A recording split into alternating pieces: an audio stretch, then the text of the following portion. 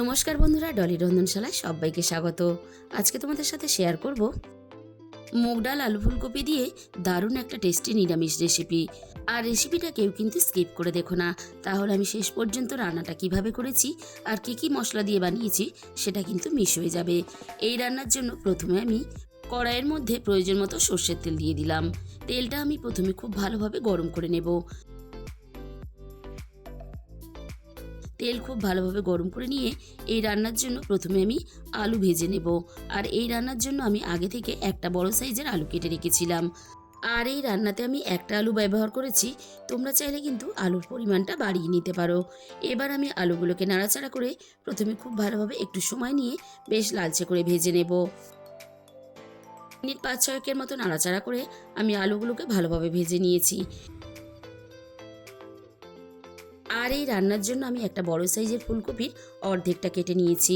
এবার আমি ফুলকপিগুলো ভাজার জন্য তেলের মধ্যে দিয়ে দিলাম।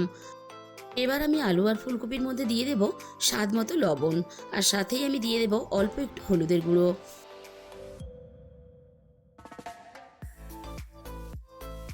এবার আমি হলুদ আর লবণটা আলু আর ফুলকপির সাথে নাড়াচাড়া করে খুব ভালোভাবে মিশিয়ে দেব। আলু আর ফুলকপি একটু নরম হওয়ার জন্য এবার আমি গ্যাসের ফ্লেমটা একেবারে লোতে রেখে মিনিট 5 মতো ঢাকা দিয়ে দিলাম। ঠিক 5 মিনিট পরে আমি ঢাকাটাকে সরিয়ে নিলাম। ফুলকপিগুলো বেশ ভালোভাবে নরম হয়ে গেছে, আর আলু তো আগে থেকেই ভালোভাবে ভাজা ছিল, আলুটাও কিন্তু তার সাথে আরও একটু নরম হয়ে গেছে। এবার আমি অনবরত এভাবে নাড়াচাড়া করে আলু আর ফুলকপি একসাথে আরও ভালোভাবে একটু ভেজে নেব। মিনিট 6-7 মতো আমি একসাথে আলু ফুলকপি নাড়াচাড়া করে বেশ ভালোভাবে ভেজে নিয়েছি। এবার আমি ভাজা আলু আর ফুলকপি কড়াই থেকে নামিয়ে নেব। আবারও আমি কড়াইয়ের মধ্যে প্রয়োজন মতো সর্ষের তেল দিয়ে দিলাম। তেলটা আমি আবারও খুব ভালোভাবে গরম করে নিয়ে এবার আমি ফোড়নে দিয়ে দিলাম অল্প একটু গোটা জিরে। এবারে আমি ফোড়নে দিয়ে দিলাম একটা শুকনো লঙ্কা কুচি, আর সাথেই আমি দিয়ে দেব একটা তেজপাতা কুচি। আর সবশেষে আমি এখানে দিয়ে দেব অল্প একটু গোটা গরম মশলা। এবার আমি ফোড়নটাকে নাড়াচাড়া করে কয়েক সেকেন্ড ভেজে নেব। ফোড়ন থেকে সুন্দর একটা মিষ্টি গন্ধ বেরিয়ে আসার সাথে সাথে আমি এই রান্নার জন্য ছোট বাটির 1 বাটি মুগ ডাল আমি ঘন্টাখানেকের মতো ভিজিয়ে রেখেছিলাম। এবার এই ভেজানো মুগ ডালটাকে আমি তেলের মধ্যে দিয়ে দেব ফোড়নের সাথে।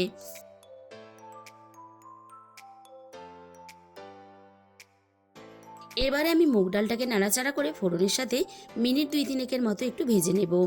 মুগ ডাল যদি এইভাবে ফোড়নের সাথে একটু নাড়াচাড়া করে ভেজে নিয়ে রান্নাটা করা হয়, তাহলে ডালের স্বাদ আর গন্ধ দুটোই কিন্তু খুব ভালো হবে। আমি আগে থেকে একটা কাঁচা লঙ্কা আর রান্নার প্রয়োজন মতো অল্প একটু আদা একসাথে বেটে নিয়েছিলাম। এবার আমি আদা আর কাঁচা লঙ্কাটাকে দিয়ে দিলাম। আর এই রান্নাতে আমি কোনো রকম কিন্তু গুঁড়ো লঙ্কার ব্যবহার করব না, কাঁচা লঙ্কার ঝালেই কিন্তু আমি রান্নাটা করব। এবার আমি আদা আর কাঁচা লঙ্কাটা ডালের সাথে মিনিট খানেকের মতো নাড়াচাড়া করে ভেজে নিলাম। আদা আর কাঁচা লঙ্কাটা আমি মিক্সির মধ্যে বেটে নিয়েছিলাম। এই মিক্সির বাটি ধুয়ে অল্প একটু জল দিয়ে দিলাম। এবার আমি রান্নাতে একে একে গুঁড়ো মশলাগুলো দিয়ে দেব। প্রথমে আমি রান্নায় স্বাদ মতো লবণ দিয়ে দিলাম, আর সাথেই আমি দিয়ে দেব রান্নার প্রয়োজন মতো হলুদের গুঁড়ো। আর আমি এখানে দিয়ে দেব রান্নার প্রয়োজন মতো ধনে গুঁড়ো, আর সাথেই আমি এখানে দিয়ে দেব রান্নার প্রয়োজন মতো জিরে গুঁড়ো।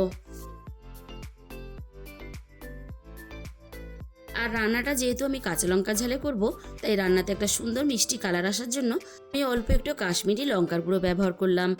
আর এই রান্নাটা কিন্তু খুব বেশি ঝাল হলে খেতে ভালো লাগবে না, তাই কিন্তু আমি রান্নাতে একটাই কাঁচা লঙ্কা ব্যবহার করেছি। তবে ঝালের পরিমাণটা অবশ্যই নিজেদের স্বাদ মতো ব্যবহার করবে। আমি সমস্ত মশলা ডালের সাথে নাড়াচাড়া করে মিনিট 3-4 মতো ভালোভাবে কষিয়ে নিয়েছি। এবার আমি রান্নার মধ্যে ভেজে রাখা আলু আর ফুলকপিটা দিয়ে দিলাম।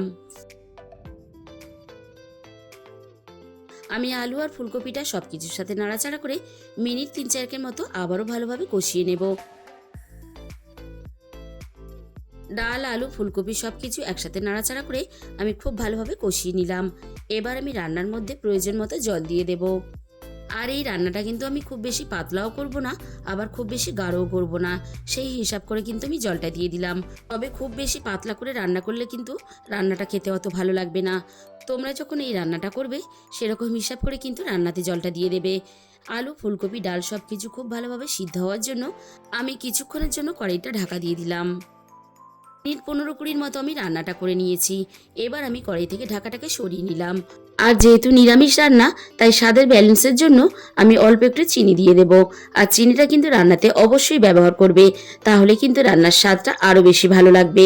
চিনিটা আমি নাড়াচাড়া করে সব কিছুর সাথে মিশিয়ে দিয়ে আমি মিনিট 2-3 মতো খুব ভালোভাবে রান্নাটা করে নিয়েছি। আর দেখো, আলু, ফুলকপি, ডাল সব কিছুই কিন্তু খুব ভালোভাবে সিদ্ধ হয়ে গেছে। এবার আমি রান্নার মধ্যে অল্প একটু ঘি দিয়ে দিলাম। আর রান্নাতে অল্প একটু ঘি কিন্তু অবশ্যই ব্যবহার করার চেষ্টা করবে। যে কোনো নিরামিষ রান্নাতে অল্প একটু ঘি দিলে তাহলে রান্নার স্বাদ আর গন্ধ দুটোই কিন্তু দ্বিগুণ হয়ে যায়। বন্ধুরা, রান্নাটা খুব সাদামাটা হলেও তোমরা কিন্তু একদিন বানিয়ে দেখতে পারো। রান্নাটা খেতে কিন্তু অসাধারণ লাগে। রান্নাটা করে খাওয়ার পরে আমাকে কমেন্টের মাধ্যমে জানিও তোমাদের কেমন লাগলো। তাহলে বন্ধুরা, আজকের এই রেসিপিটা ভালো লাগলে ভিডিওতে একটা লাইক, শেয়ার আর কমেন্ট করে দিও। আর যে সমস্ত নতুন বন্ধুরা এখনও পর্যন্ত আমার চ্যানেলটাকে সাবস্ক্রাইব করনি, এরকম নতুন নতুন ঘরোয়া রেসিপি পেতে আমার চ্যানেলটাকে সাবস্ক্রাইব করে আমার পাশে থাকার অনুরোধ রইল। আর তার সাথে সাথে পাশে থাকা বেল আইকনটা ক্লিক করে অল করে দিও। তাহলে আমি যখনই কোনো নতুন রেসিপি আপলোড করব সবার আগে তোমার কাছে পৌঁছে যাবে। আর তোমাদের মূল্যবান সময় দিয়ে আমার এই রেসিপিটা শেষ পর্যন্ত দেখার জন্য তোমাদের সবাইকে অসংখ্য ধন্যবাদ। আজকে তাহলে এই পর্যন্ত।